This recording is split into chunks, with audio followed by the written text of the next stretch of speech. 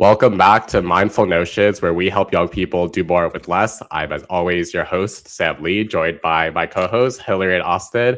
We will catch our other co-host, Megan, next time. She is, I think, still in Thailand or still traveling, and Cambodia. Wow. And she'll have many fun stories for us next time on who she might have met while she was over there. But in the meantime, we have fun trips of our own to recap. We've all been traveling a little bit. And this side, we'll be recapping China, which Hillary and Austin just went to, and London, which I just went to. So let's start with China. Hillary and Austin, can you just recap all the different places you went to in China? Because you guys went to a lot, and I don't know all of them myself. So this will be good for everyone involved. Okay, so this is basically like that one song where it's like all the countries of the world, but I guess we technically went to Beijing because we flew in through there, but then landed in Guangzhou to start off with. Would end up being our home base as we ended up using as the connector hub.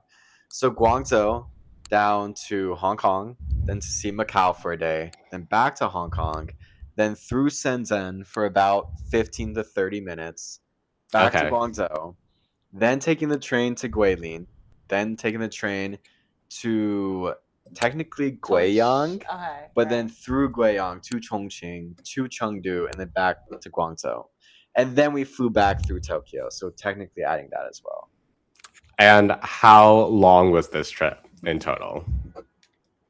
2 weeks. Yeah. 2 weeks. 2 weeks. It was about like 11 days there, and then you're adding a couple days on the other side. Yeah, we had 2 24-ish hour traveling days. So. Okay. And Hillary, you were documenting a lot of these travels through TikTok. And could you talk a bit more about the inspiration behind that and why you chose to use TikTok over other platforms, and also what you were able to capture and what you feel like the TikTok doesn't capture, both sides?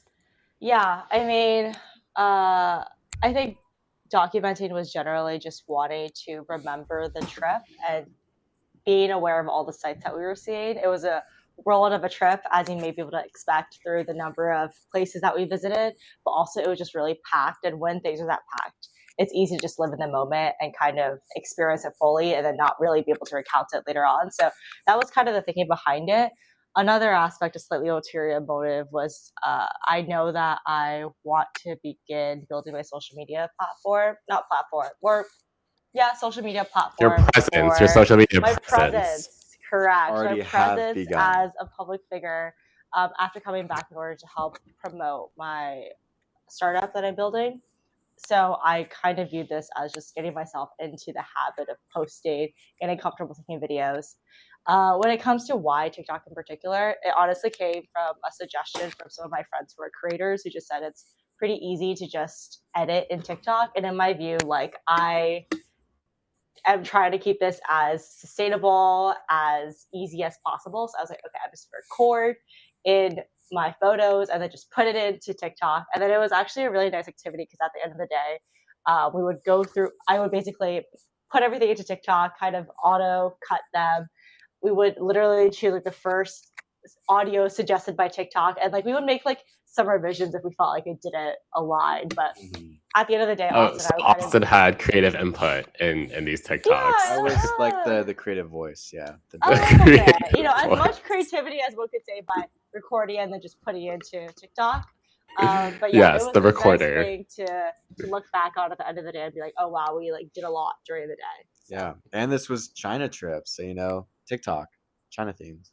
That being said, when I lost service because I ran out of data at the end, I was not actually able to access TikTok. So hence some of my vlogs were delayed until after I came back to the United States. But are they all up now, those delayed vlogs? They are all up now, correct. Okay. And what's the handle on TikTok if people want to find you? Shout it out. Just Hilzen8, my typical HILZN8. Yep. Yes. That's your Substack too, if people want to check that out as well. Yeah, I would know. I tag it a lot. It's a whole brand identity.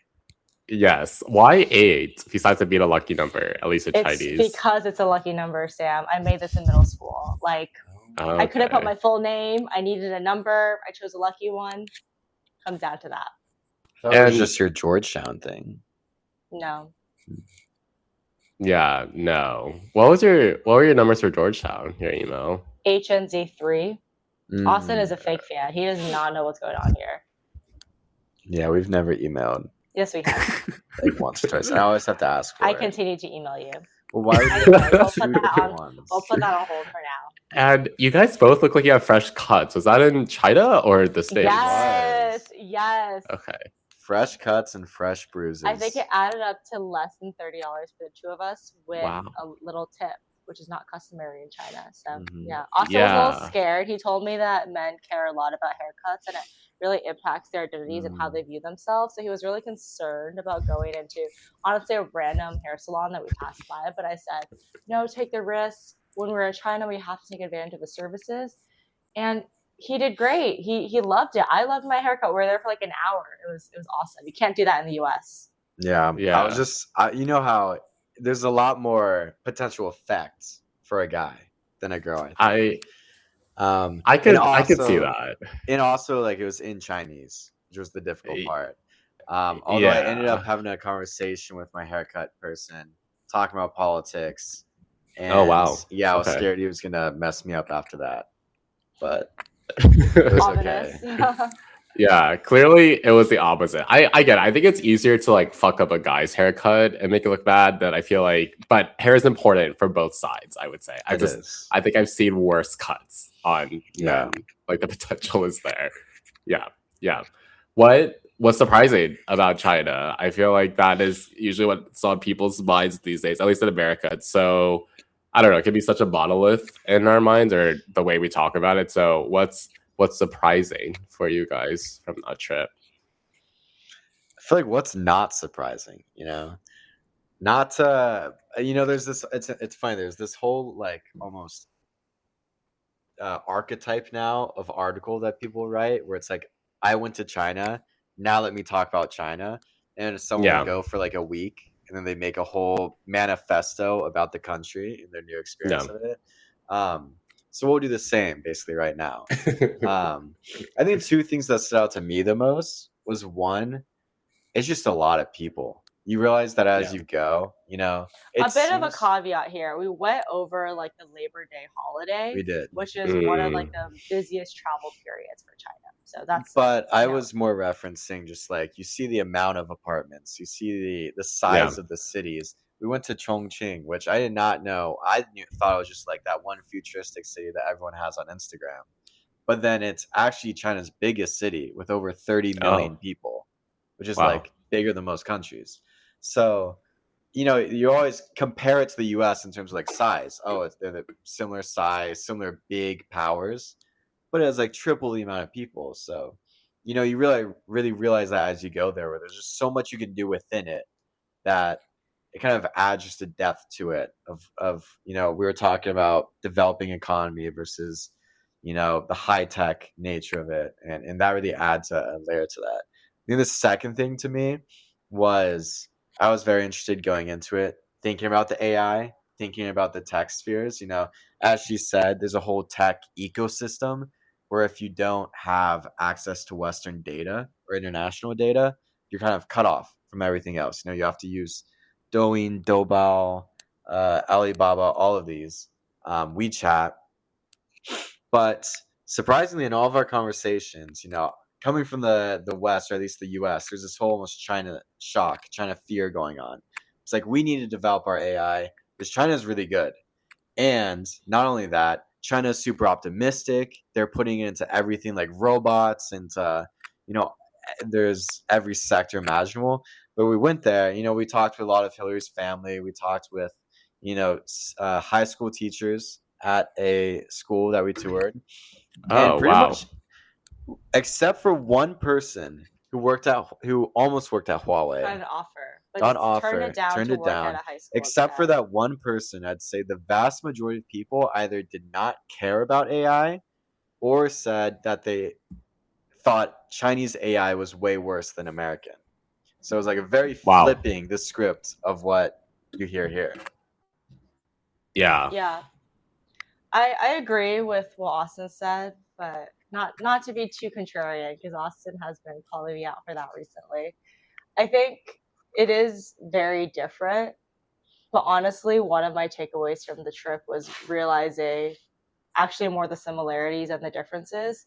I think a lot of it came from just realizing that China is a place where real people live and exist. You heard it here And first. okay, look, I know it's like Groundbreaking. kind of a crazy thing to say, I know. But I think what I really mean by that is I think a lot of narratives, like kind of the ones that Austin mentioned about like I visited China and like these are all the crazy things I saw. Like you're basically making China into a concept, into this like alien, like outside thing that is everything that the US isn't, right?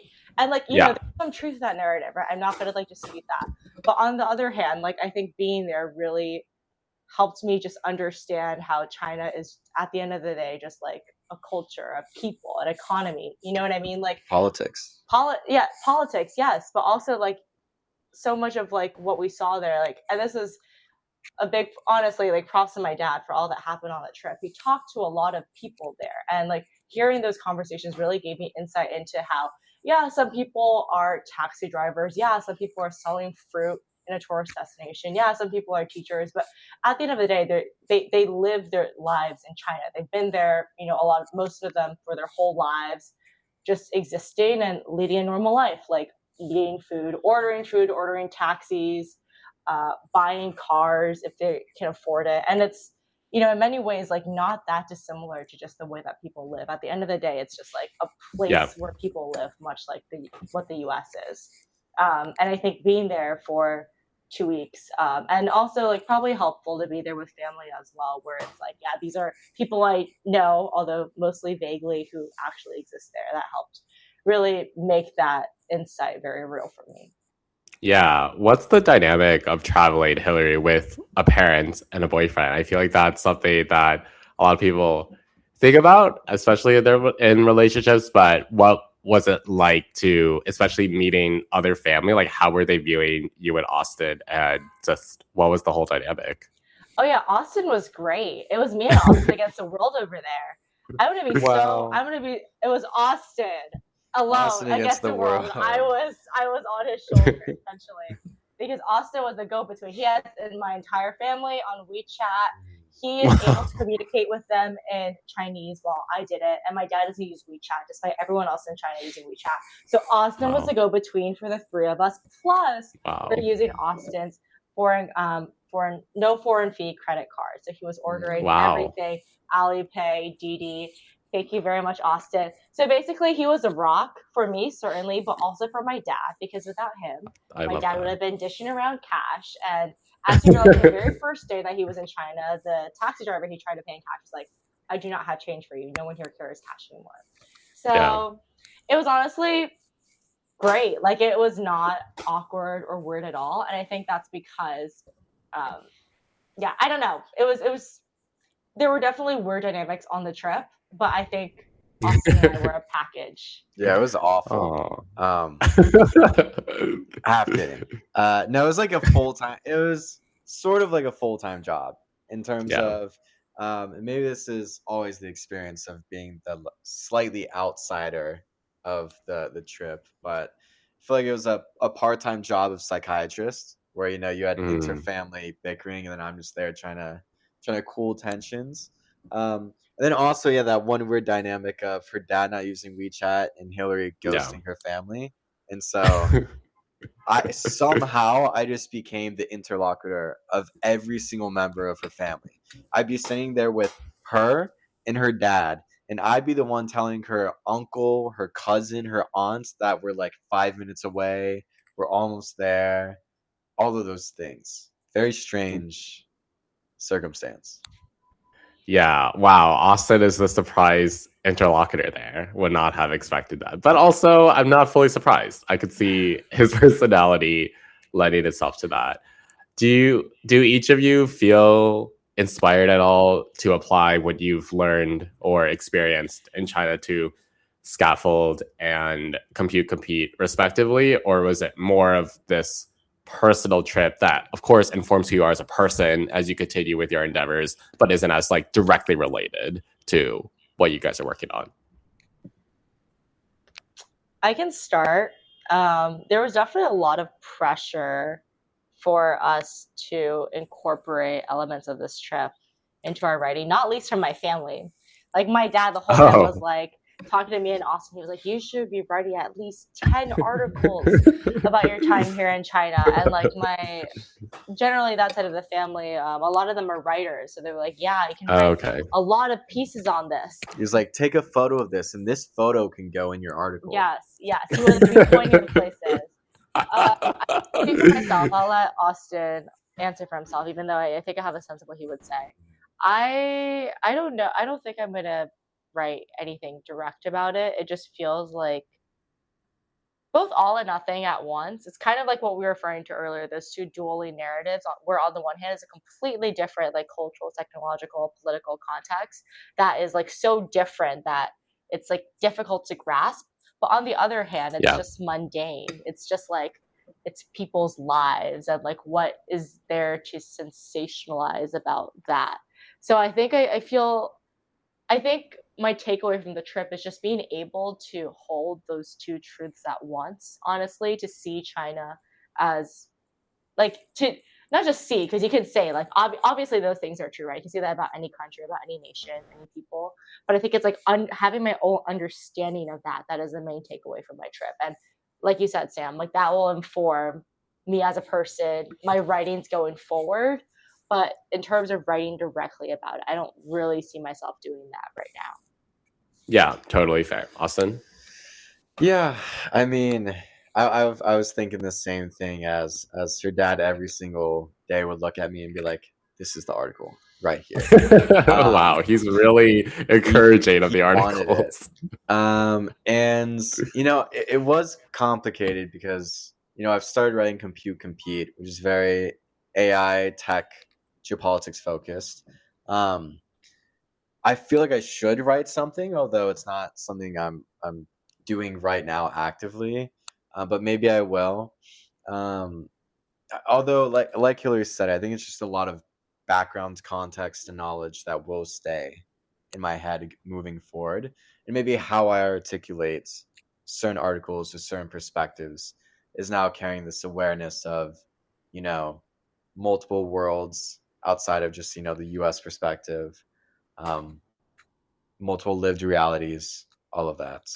And also I might be becoming an influencer. So one thing I might add on to that quickly though is that even though I don't know how this will inform my writing per se, it has actually already been informing my reading. I think before I was honestly pretty turned off to things that are like China this, China that, US China this, US China that. But now I think I'm a lot more curious about reading those things because, like I said, before this trip, it was easy to just see China as this abstract reality. But now that I have a clearer sense, like I'm more curious to use that understanding to then like read and counter these arguments. So I've been reading more stuff about China, and like the stuff that I'm reading, even the more sensational stuff, like I start to understand a little bit where they come from. And that's been interesting. It makes me more curious about this. So I think this will inform my intellectual pursuits going forward. Yeah, and I feel like US-China is one of those topics where it becomes bigger than just the relationship between the two countries. Like it's about the economies, the cultures, the technologies. Like it becomes things that invariably everybody is thinking about, whether you are just living your life in the US or China or very involved in these issues. So that makes a lot of sense. I asked that question because I wrote about my time in London. So I was curious if there were going to be complimentary pieces, but I spent last Wednesday through Sunday in London. There were two main reasons I was there. First was because our podcast, Mindful Notions, was nominated for an award. We did not win, but thank you everyone for voting. We appreciate the support. And I think we're supposed to say it's an honor to be nominated, which it is, but you know, just the right thing to say. And congrats to all the winners. But it was a great ceremony. It was really good to talk to Giles as well, who runs the whole thing, runs the podcast festival on Notion, which is very impressive. So very good to see him and say congrats to him and his team. It really was just a great atmosphere at Clapham. And then the second reason was because since I was already going to London, the Notion community there hosted an event that week. And they did this low-key spring clean event where they had an ambassador demo custom agents, which is one of our latest features. And I also was able to speak a bit at the beginning about what the ambassador program was, welcome everyone, and of course, shout out the ambassadors since they're the ones that host the events, and then just meet the ambassadors themselves. And then I was actually able to meet someone at the London community event who is in New York this week. So I invited her to the office today, and I saw her today in New York. So it was like a very nice crossover. Another good crossover. This speaks to the power of Notion as a brand, but one of the lunches I had in Soho there, I was just randomly sitting next to this girl. We were both at this banh mi spot, and we just got to talking. And I swear, guys, I did not bring up Notion as the first thing. I never do because I have a life outside of it. But we did eventually get to Notion because, like, you know, what do you do for work and all of that. And she is probably part of this good majority that just views Notion still as a note-taking app, which we get. And in a past life we were, but now we're trying to be this all-in-one AI workspace. So I was like, no, like, that's cute, but we're all these things. And she was like, wow, I didn't know Notion could do all these things, which is like the best statement to hear always. It never gets old. And then I invited her to the community event that night, and she was able to come because she was going back to Leeds, which is 2 hours train from London. And we were able to see each other again. So there have been these like double crossovers, which have been nice. And then, yeah, I just wrote about, it was a very, like, honestly hard piece to write because it felt very boring by the end. I just felt like I was listening a lot, but that was kind of the point of just showing the breadth of what I did, because I felt like, as I'm sure you guys know as well, when you travel internationally, like, so much happens every day where you're like, how am I going to process this? And I think short form videos are a great thing, or I was posting notes as well as Substack, but honestly, I always didn't put it out because it just felt really boring to me. But then I think once I put it out, especially my family was like, okay, great. Like, you did so many things, now we know. And I was like, okay, good. There's a purpose for this. So that was London. And I don't know if you guys had the chance to see the piece at all, but curious what you thought about it, about the London trip as a whole. And yeah, anything I could report back about the state of London. Yeah, I mean, you've been there a few times at this point. Yeah. I guess it's interesting to me because I know that Megan lived in London for quite a while, and she was part of that like startup tech scene there, and she has her thoughts on that. But I guess like, especially given that you were there for some like a professional reason as well at this point, related to tech and startup as well. What do you make of that landscape? Yeah, I was talking to the Notion community about it, and they were talking about how startups were quite strong in London. But I got the impression from Megan when we went that she didn't feel like it was strong enough compared to New York or SF. And she could, of course, speak for herself next time, but that's why she's in New York and then going to spend more time in SF this summer. So I feel like it's definitely strong in Europe, but I think I get the sense that despite a lot of talent being in these big European cities, they're still weighed down by regulations like GDPR and then all the subsequent ones, especially small and medium businesses and freelancers, because they're the ones get the most confused of like what they can do, what they can't. And then as a result, they don't take as many risks, I would say, with tech versus enterprises, the legacy ones. I think they have figured out most of the regulations, but they're still just inherently not going to take a risk of like migrating everything to Notion necessarily, unless it's a really easy migration or it makes a lot of sense. Like, I just get the sense that there's more guardrails in the tech scene over there, and that might just be an American bias, but yeah, that's how I felt when I was like observing and just learning more about the tech culture, at least in Europe as a whole. As someone who's not super familiar with that landscape, could you just give a little more insight into like what these regulations kind of are inhibiting? Like, I would assume like data privacy, for example, is one thing, right? That probably would implement and like, you know, sort of translate between different things. But I don't know, are there other things that are sort of inhibiting? Yeah, and also if you could also talk a little bit about how you saw those guardrails, so that feeling of having guardrails. Like, yeah, I think it's even the individual. Like, every time you make a Google search, you have to reject cookies. Like, the minute you put in a Google search, it's like accept or reject cookies every single time. Like, there's no memory, so it feels like there's even friction in the individual user experience. And I guess it's just like a constant reminder of what you're opting into, which is nice, but also, again, annoying. And especially if you're thinking about workflows and how to operate businesses, that kind of friction can add up. I think data privacy is definitely a big goal. And especially places like Germany, they won't even put like the event address anywhere. Like you have to register. Like it's by default, I think, like you register and then you see the address versus a lot of events in the States and other places, like you'll see the address and that will factor into like your consideration of going or not. And I think, yeah, it's not just around data privacy, like security of data, but I think that invariably clashes sometimes with like a product like Notion, which has agents and now even more like workers capabilities, where security is something that, of course, like we're thinking very heavily about and like thinking as much as we can, but no one really knows what the boundaries and guardrails should be with AI broadly. Like that's just an industry wide problem. It's not a company specific one. So it just makes people who are already hesitant and wary about security and tech even more. But again, it inhibits them from being, in my opinion, like as innovative as maybe some American companies or groups. Go for it. I was going to say that's super interesting, especially because, you know, for some, there's one specific app I use a decent bit called Twitch. You know, it's that video live streaming platform, and I notice when I go into a certain, even in the U.S., a state versus other states that pop up with, do you opt into this? Do you not opt into this? And for that, my initial reaction is always like, oh, that's nice. They care about my data here. But then I can see, you know, there's obviously degrees to that where you get, you know, more than just one pop up or with every single thing.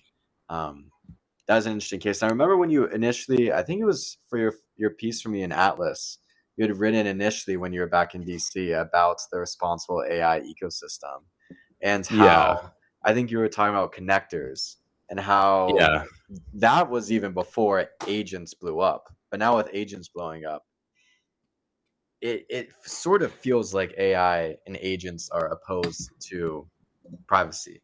But maybe they'll find a way to make it work. Who knows? It's tricky, right? Because I feel like what we're seeing at Notion is that AI and agents work better when they have access to more of your information. So from like a user privacy point, you might be like, well, what if I don't want agents to have access to specific things? That's totally fine. But again, from I think like a business or org perspective, it becomes more nuanced where certain things, yeah, should remain silent and private, but your agents will work better the more context it has. And especially as your company grows and more like groups are being formed, think about all the work that won't be duplicated. It's just like, hey, I'm thinking about, like, to the agent, hey, I'm thinking about doing this. Has somebody else already done it? And the agent can like report back if there's another group that's already working on it or not. Like I see it a lot more now, but again, I think at the individual privacy level, there's going to be different concerns. It's just that I think people are still viewing AI and agents as very much like personal single player, when the reality is that the most powerful ones are moving to multiplayer and trying to benefit like entire, sometimes like multi-thousand enterprises. So it's just a different frame of thinking that requires its own considerations. But sometimes people like conflate the two, I think, is like the issue. Yeah, go for it. No, you go. I was going to say, it reminds me of an article I shared in the group, a little AI group chat the other day, of a person who was trying to experience the future or buy into the future. And by doing that, he just had a bunch of AI agents, gave them all of his personal information, everything, including his money, all of that, and just let it plan his life, every single detail of it. And so it would like email people, call people, and set up meetings that it would tell them of them day of, and like, you're just meeting with this guy. You know, it would buy things for him, all of that. And who knows where the privacy is? What I was gonna ask actually is, like, you know, thinking about China, right? One of our takeaways from the trip is like everyone here, like everyone in the US talks about China as this like AI giant in one way or another. Right? It's like, oh my, AI, like there are robots everywhere, right? But then we go and it's like, okay, like the teachers were like not really paying attention. But like certain teachers, when we were talking about AI, were literally just like looking around. Like they did not really have thoughts about it. I did not seem to really care about it. When we asked about like using AI in their teaching, they were like, yeah, like it could help cut down on our workload, I guess, which is, pretty typical reaction, right? Like in the US as well. And I guess I just wanted to also like contextualize similarly this tech discussion that we're having about the UK and London, right? Like we're obviously, we started by talking about this tech landscape, but you obviously did more than just purely exist in these tech spaces, right? You were in like a podcasting space, you were going around eating different things, experiencing different things across London. So like, what is your sense of like, what is the role of like the tech scene in London? Is it like sort of largely removed from other people's lives, or people like talking about AI and tech like in their regular conversations? Like, how do we contextualize that in this different international environment? Yeah, I feel like most people were not talking about tech, and that might be. I was about to say that might be like a European thing, but it sounds like it's happening just around the world, which makes me feel like it's something we've identified in the US, but most people don't like AI. And I think a lot of it comes from like not understanding, again, like conflating maybe different ways to use it or getting wrong information. Like I think there was a stat in Empire of AI by Karen Hao, which go to any bookstore, you'll see it. And it was about like water usage of AI, and she was off by the scale of 1,000 times, I think. Like she cited a figure that it was using 1,000 times more than it actually was. Like that's pretty significant because it's a popular book and a lot of people not believe that, and it's kind of like it's what it is until we get more information out there. So I feel like it's things like that where generally I would assume the average, maybe let's even just say like global citizen of the developed world, is probably a little skeptical, if not downright critical and anti-AI. But I think that most people, on the other hand, just want to figure out like how to work better as well, and AI does factor in. So I think it's kind of, maybe it comes more from personal use of AI, because I think that's why education is in such a crisis, because like so many students are using it, because it's a means to an end. It's not like they are so passionate about AI that they like want to use it, and that's more like the techies. I think it's just because like, oh, like ChatGPT can write my essay, and no one cares enough to really do much about that, so I'm gonna do it. So I think generally, based on the conversations I had with people, like they just want to talk about life and not really tech, especially, and this speaks so dear to my heart. London has a huge beer culture. There's people drinking beers everywhere. There's pubs. And I read about it in the piece, but there's a thing called Thirsty Thursdays that my colleague was telling me about, where people just stand on the street, like within the perimeter of a pub, and they just drink and smoke, and it's great. And I'm like, Sounds amazing. it's the best. And I was only able to experience it for a bit of time, but it's like ringing in my memory. And there's like a picture of me where I'm drinking beer, and it's like, it just feels me, and it feels like a good time. Yeah, it was a good time. We saw that in Hong Kong, except for there's like an open fire on the street. So, maybe that's the Hong Kong version. Yeah. One thing I want to add to that was, we're talking about all this from a consumer perspective. It's like the individual perspective. And one thing that I've learned from, my quasi finance job is that apparently all the money is in B2B, business to business. Yeah, it is. That's where much of the GDP of countries are. That's where much of enterprise, much of actual work happens. Isn't when people are like out of their 9 to 5. It's a weird thing what we're doing right now, especially literally right now, doing a podcast outside of our 9 to 5. Sorry. It's a strange thing compared to, I think, what most people in the world have, which is like you work your job and then you enjoy life. And so I think that's another interesting thing is if we're looking at AI adoption or attitudes towards AI, maybe it's also wrong to be looking at how people think about AI instead of looking, there's reasons to look at that. But specifically in terms of AI adoption, maybe it should be looking at businesses, enterprises. I think that's one thing that always interests me is people always say that stat about, China of, oh, there's so much AI adoption, robots everywhere. But one interesting reason because of that is because there's a lot of government pushing it, saying there must be AI adoption. Whereas I think if you see in the US, you don't hear anything about the government. But I would wager a guess that there's much more business adoption in the US. You hear about every day of companies trying to use AI, maybe not 100%. using it Yeah. well, but Yeah. trying to use it, even firing people to use it, quote unquote. Yeah. And I wonder, I guess, where if this goes into what you're saying about the Europe tech scene, where because there's so much concern about these regulations, where maybe there isn't that ability to start having the enterprises pivot towards that. And then also, like, I Yeah. mean, the government's not really going to do what China is doing, which is just forcing them to do it. Yeah. I definitely think that comes into play. I think the money is 100% in B2B. It doesn't mean that B2C or even models like B2C to B don't matter. It's more just like you can't get around it financially. And I think what we're seeing, how that relates like tokens and credit pricing, sometimes 100%. companies make decisions based on like the financial sense before the technical sense. Like I'm going to broaden it because I think a lot of companies have this dilemma where their models are costing them so much money where they have to start charging like more and more for their credits. But technically speaking, there's not a current standard of like, why would a credit cost this amount versus another amount? Like you're just trying to make financial sense of it, but then you're going to, again, invariably price out the individuals because it's who's going to be able to pay for those credits for you to continue running your business. It's going to be other businesses. So I think it just becomes tied up into just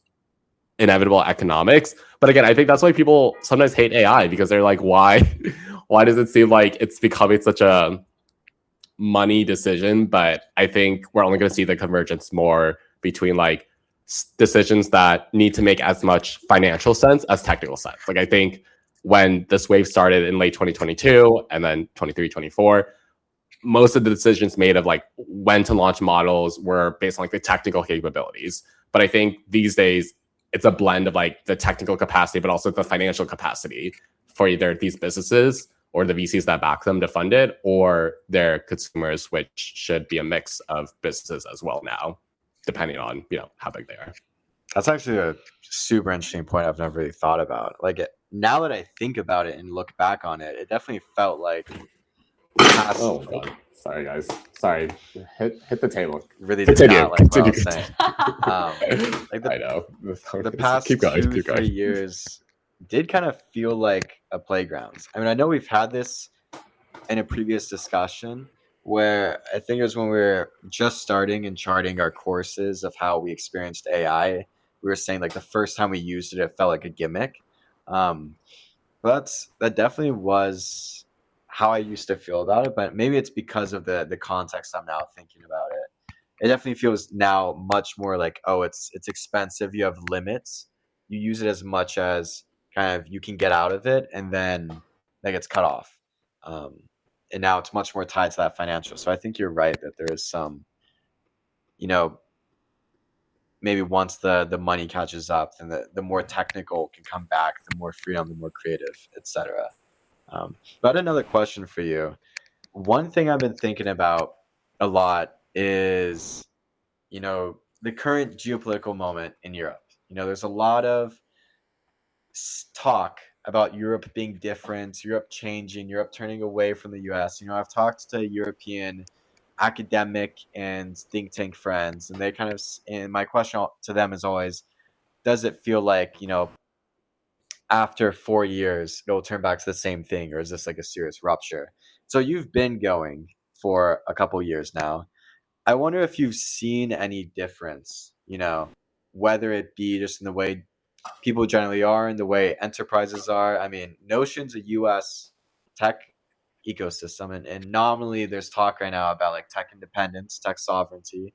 So how have you seen that develop and how it is now? Does it seem like it's more European as opposed to like Atlantic, or what do you think?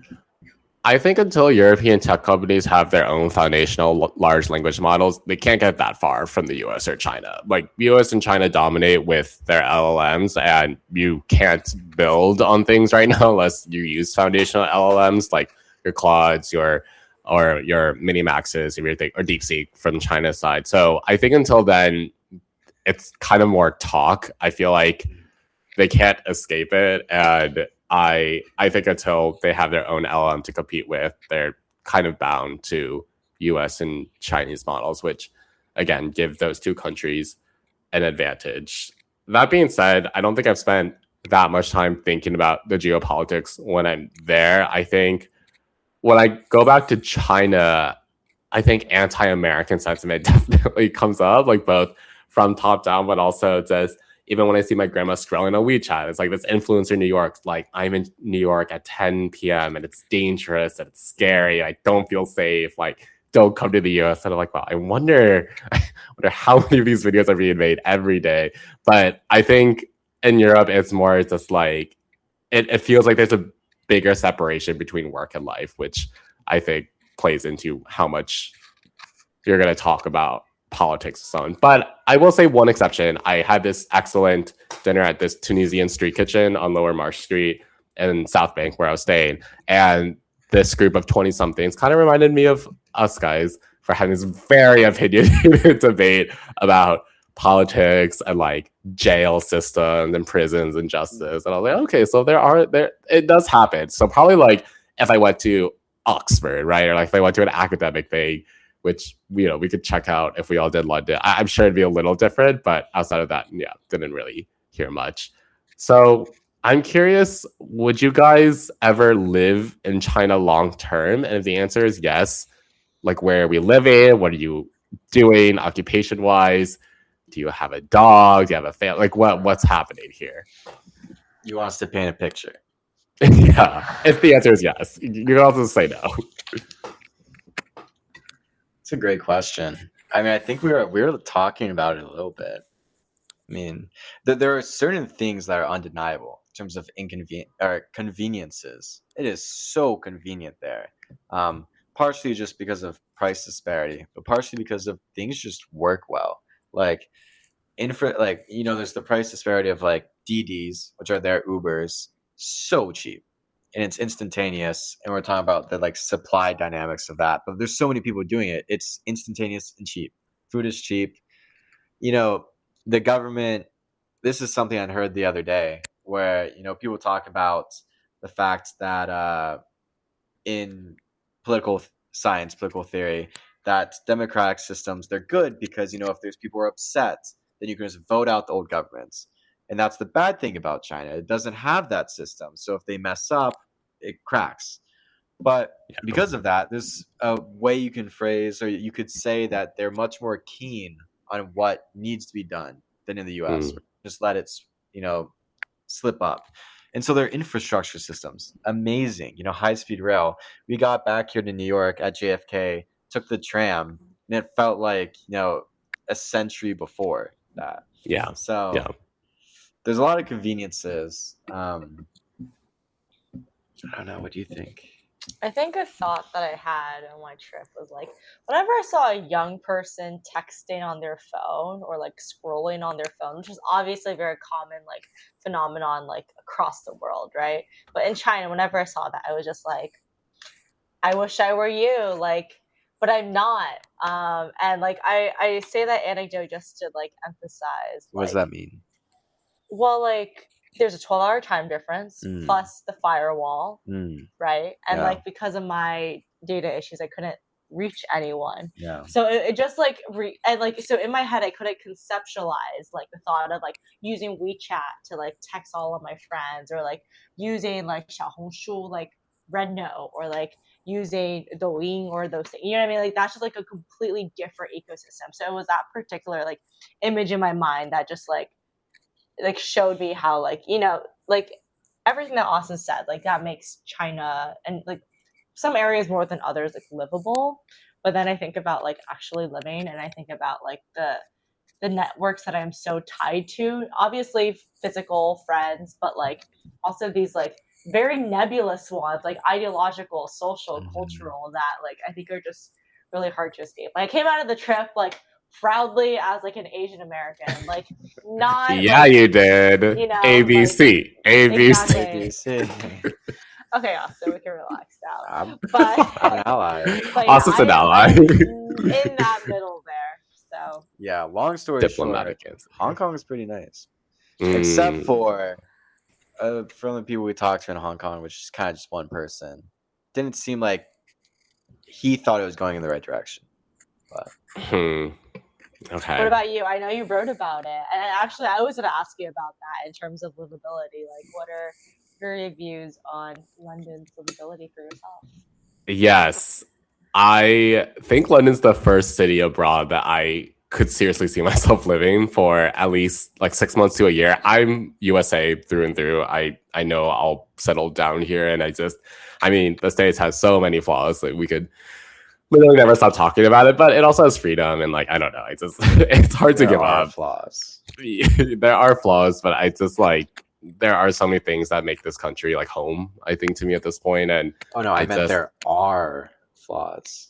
oh yeah, they are our flaws. Yes, that is a confusing word in the English language, but I think the reason why I think London's the first city after visiting about 10 or so countries quite differently across like Latin America, Africa, Asia, Europe. I think first just they speak English. That does make a huge difference. Like because I think my first question, at least in this phase of my life, is like, okay, like what would I do for work there? And to work, it just will be easier to speak English.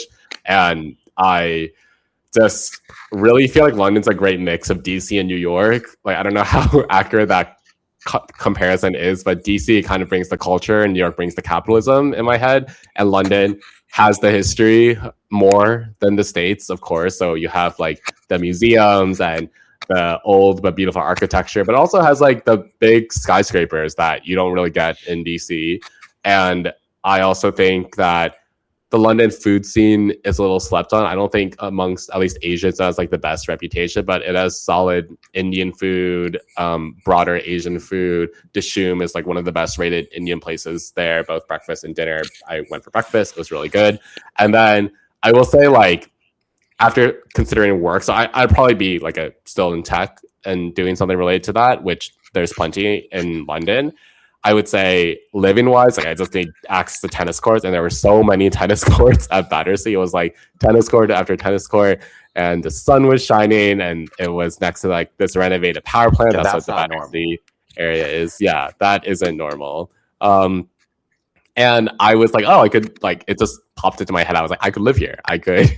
I see an apartment that is probably exorbitantly priced. I would hopefully find a good deal, and then just play tennis, take the Northern into the city, shop in Soho. So honestly, not that different from New York, minus the tennis court access, and that goes into London's favor. So maybe we'll do an episode. We'll do another episode in London at some point. We'll do another festival, and we can all rendezvous. So you give this great rating, but one thing I'm curious about is, you know, we talk a lot about New York specifically as having this grind mentality, this, you know, us as Gen Z having this grind mentality of working. And then previously we were talking about London and Europe in general having this, you know, you have your 9 to 5 and then you're done. And there's this separation. Do you think that would affect you or get to you? Do you think it would be good for you? I think at some point it would be good for me. I feel like that's why I would only see myself in London for a year. Like I wouldn't stay for longer. I guess that's what I mean by living there. I view living as more than a trip. Like you have to find an apartment and stuff. But I don't know if I'd stay longer than a year. I'd visit. Like London is now on the list of hopefully with every year I want to visit, at least for the next few years. Like, and then that's like how I view SF and DC. Those are like once every few months I want to go there and just keep those connections and relations. But yeah, I could see myself in London every year. I would hope so. I would hope I could align things. Yeah, and see more of it. Yeah. Okay, let's close out with our unforced error of the week. Again, not our original idea, stolen from the Players Box, which is an excellent tennis podcast, but something that you did this week that could have been avoided, but wasn't, and that is okay. So whoever has one can start. I can start. So I don't know whether this could count as an unforced error because I don't know whether it was unavoidable. But we, on the last day after our haircuts, ate dinner in China, and we were like trying to use all of the money we can to Yeah. take advantage of it for services. Because one thing I had wanted to do was get a massage, and Hillary kind of skipped it, but then we ate a huge dinner, and she's like, "Let's just go get that massage." Well, we ate a huge dinner and then got a huge dessert. She's like, "Let's go get that massage." So we went, got in the room. This is your unforced error? Endured what was probably the most painful beating of my life. It was bad. They were going to town on It was us. bad. It was bad. And then we don't know whether this was the case, but then the next day, I woke up with like my stomach not feeling good. I was feverish, feeling horrible, and that was the day we flew back. So I pretty much had a whole fever cycle on the plane, and it broke on my 13-hour ride back, the second flight. So that was a rough one. Yeah. If we could have avoided that, I don't know if it was avoidable. Would have liked to do that. Lesson learned. Hell. I'm thinking, Sam, do you have one? Yeah, so we had a Make with Notion today. We actually launched our developer platform, and it's like our latest launch. We had watch parties happening this week across like 10 different cities around the world. It was great. And part of my role today was welcoming the community into our New York office. And I have access to the office and they don't. So when they get up to the floor, I like scan them in basically. So basically every time an elevator opened, I was like, "Hi, like I'm here for the Notion community. I'll let you in." And at some point it's gone to autopilot. So inevitably, like when a group of Notinos, that's what we call employees, when they came out, I didn't recognize them. I just immediately went to them. I was like, "Hi, like bathroom's there, the closet's there." And they're like, "We work here." And there's just really no coming back. I'm like, I didn't have anything to say. You don't even say sorry. You're no like longer working there. Yeah, it's just embarrassing. And it only happened once, thankfully, but and then I made eye contact with like at least 50 people just walking back and forth. And a lot of people saw my face today. And I hope they liked what they saw. It's all I can hope for. And people on YouTube saw your face. Yeah. My video I did for Notion got on their YouTube. And that was very full circle, having made a lot of YouTube videos in the past about Notion. And now, it's pretty cool. It's pretty cool. Yeah. I have an unforced error. So yesterday I was coaching a group of kids, and with my assistant coach, I was trying to demonstrate a serving drill. The whole point, which I was emphasizing over and over again, I was like, "I don't care. You don't have to serve hard. You can serve it high. You just have to serve it at your partner." Yeah. I serve. It like literally flies outside of the court. And I'm like, "Oh shit." Keep in mind, it's a group of middle schoolers. You should probably not curse. So I both messed up, and then I emoted, and it was an unforced error on my part, and my assistant coach laughed at me. Yeah. But then we did it again, and I got it right the second time. And I told the kids, I was like, "See, failure is okay." Yes, you turn it into a lesson, and that's all you can hope for. Exactly. That's all you can hope for. Okay, guys. Well, this has been Mindful Notions, helping young people do more with less. Checking in with me, Sam, Hillary, and Austin. And we'll have our fourth co-host, Megan, with us next time, but hope she is doing well. If you are watching and listening on Substack, please consider recommending us. It helps us reach new audiences. And if you're listening or watching on Apple Podcasts, Spotify, or YouTube, consider liking, subscribing, or giving a 5-star rating. Once again, helps us reach new audiences. I'll include Hillary's TikTok account in the description if people want to check that out. Also, my London piece. And until next recording or sooner, I'll talk to you guys then. So take care, be safe, enjoy the nice weather if you're in the States on the East Coast. And see everyone soon. Bye. Bye, guys.